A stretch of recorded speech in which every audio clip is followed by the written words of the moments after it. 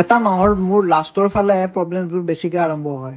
Morning অলপ জল্দি উঠিলো কাৰণ আজি মোৰ লগৰটোৰ ঘৰত ব্লাড কালেক্ট কৰিব যাব লগা আছিল। নমস্কাৰ, আসসালামু আলাইকুম, welcome to Sajul daily life. পাহাৰৰ ওপৰত উঠাটো ইমান ইজি নহয় দে গাইজ, মোৰ একদম অৱস্থা বেয়া হৈ গৈছে মৰ্ণিং। ভিডিঅ'ত দেখা আৰু নিজে উঠা বহুত ডিফাৰেঞ্চ গাইজ। ব্লাডটো লৈ লেবৰ কাৰণে ওলাই আহিলো। তাৰ পৰা আহি থাকোতে ছাডেনলি বাইকখনো বেয়া হ'ল। এইটো আছিলে দিনটোৰ ফাৰ্ষ্ট প্ৰব্লেম। আহিয়ে লেবত কামৰ ষ্টাৰ্ট দিলো।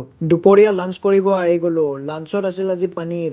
গৰম দিনত অলপ পানীটো বেছিকে খোৱা হয়। তাৰ পিছত ইভিনিং আহি গ'ল, চায়ৱালা চাচা, লাল চাহ এক কাপ খাই মুডটো ফ্ৰেছ কৰি ললো। আজি লেবৰ পৰা অলপ জল্দি আহিলো।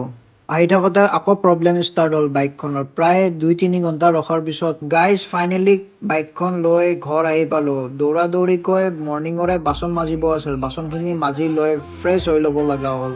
আজি বনাব একো মন নগ'ল। ডিনাৰত মগু খায়ে কমপ্লিট কৰিলো। চ' আজিৰ কাৰণে এইখিনিয়ে। Keep supporting, love you all, bye bye.